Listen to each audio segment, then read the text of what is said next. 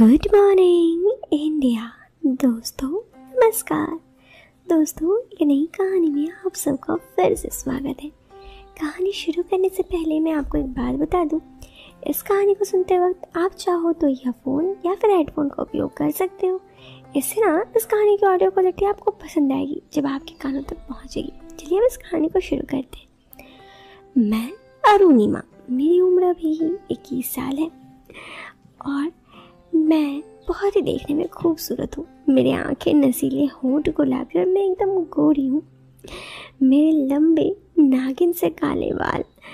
मैं इतना तो कह सकती हूँ कि हर कोई मुझे पसंद करता है। खैर, इससे पहले मैंने एक कहानी में आपको बताया था कि जब मैं इससे पहले 12वीं में थी तो कैसे मेरा अफेयर स्कूल के टीचर से था और फिर प्रिंसिपल तक ये बात पहुँची। लेकिन फिर कॉलेज का ख़त्म हुआ, 12th क्लास स्कूल का, और फिर जो उदय सर थे वो भी गांव चले गए, उनकी शादी हो गई। उदय सर के बाद प्रिंसिपल सर से भी मेरी आखिरी मुलाकात तब हुई जब मैं 12वीं की मार्कशीट और स्कूल की टीसी लेने गई थी। उसके बाद सबसे संपर्क ख़त्म हो गया। अब मैंने आगे की पढ़ाई के लिए घर में कही, उनमें थोड़ी दिक्कत थी जिसके चलते मुझे प्राइवेट कॉलेज में एडमिशन लेना पड़ा।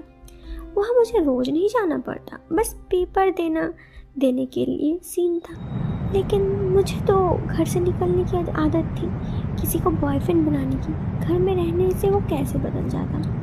1 महीने तक मैं इधर उधर देखती रही, लेकिन फिर 1 महीने बाद मुझे ऐसा लगने लगा कि किसी न किसी को तो बॉयफ्रेंड बनाना ही पड़ेगा। तो इधर उधर नजरें दौड़ाने लगी। मेरे घर में 2 पहाड़ी लोग नियमित रूप से आते थे, एक दूध वाला और दूसरा धोबी। तो मैंने सबसे पहले उन दोनों को पटाने के बारे में सोचा। अब जब भी दूध वाला आता तो मैं उसके सामने जाती, थोड़ा तैयार होकर, और जानबूझकर उसके सामने से इतराती रहती। इतना में मैं धोबी भी जब आता तो धोबी को भी अपने कपड़े देती, तो वो हमेशा कपड़े मेरे कमरे से ही जाकर लेके जाता। ऐसे धीरे धीरे मैं उन दोनों को भी अपने बातों में फंसाने लगी। एक शाम जब मैं घर में बहुत बोर हो रही थी तो मैंने अपने पुरानी साइकिल का सहारा लिया और शाम को मैं रोज 1 घंटा साइकिल चलाने लगी। एक दिन इसी तरह से मैं रास्ते से जा रही थी तो मैंने एक आदमी को देखा। वो आदमी मेरे घर में जो दूध वाला था बिल्कुल उसी की तरह दिख रहा था। मैंने उसे पीछे से देखा तो उसकी पहचान नहीं हो पाई। मैं उसके पीछे गई तो वो एक तबले से होता हुआ एक छोटी सी झोपड़ी के बाहर रुक गया। जब वो पीछे पलटा तो मैंने देखा ये तो वही है। तब उसने मुझे कहा और बोला, अरे आप यहाँ कैसे? वो दूध वाला ने मुझे कहा। मैं उससे बोली, अरे मैं शाम को रोज साइकिल चलाती हूँ तो सोचा इधर से चलूँ तो आप दिख गए। उसने मुझे कहा, चलो अच्छा है आप मेरे घर आए हो, आओ मेरे गरीबन में बैठो। मैंने बोला, अरे रहने दीजिए, मैं यहीं से ही हूँ। वो बोली, नहीं ऐसे कैसे जाने दूँ, पहली बार आप मेरे घर आई हो, अनजाने में ही सही, लेकिन मैं आपको बिना चाय पिए जाने नहीं दूँगा।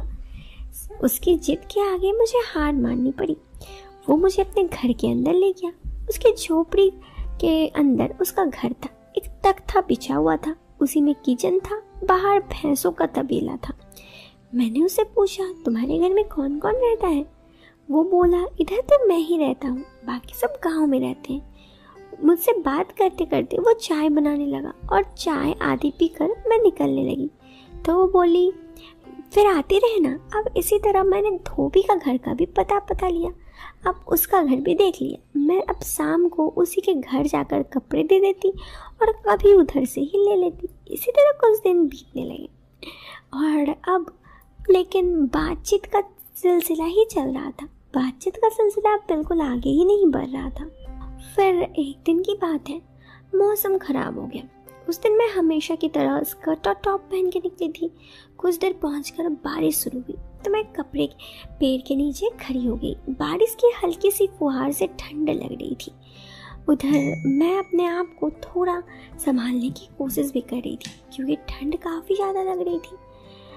कुछ देर वहाँ खड़ा होकर मुझे समझ में नहीं आ रहा था कि क्या करूँ। न बारिश रुक रही थी कि मैं घर चली जाऊँ।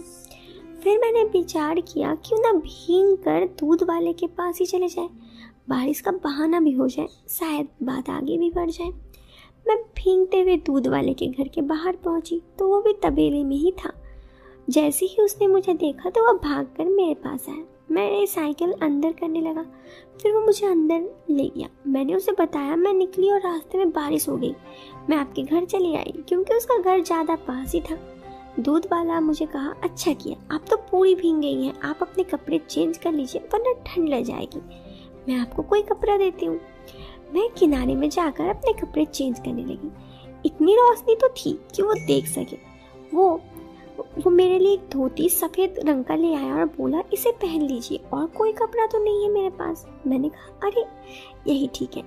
अब मैंने उस कपड़े को किसी तरह से पहना, फिर मैं उसके पास तख्ते में बैठ गई। वो मेरे लिए चाय बनाया जिसे हम दोनों साथ में पी।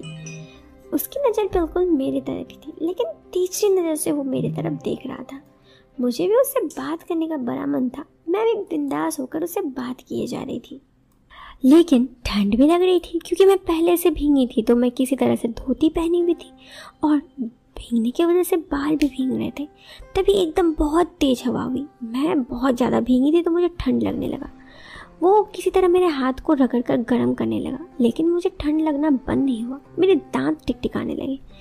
उसे भी समझ नहीं आ रहा था क्या करूं। वह कहने लगा कि एक बात कहूं। मैंने कहा, हाँ बोलिए, हाँ मैं सीरियल है। तो उसने कहा, आप बहुत सुंदर हो, मैं आपको बहुत पसंद करता हूँ।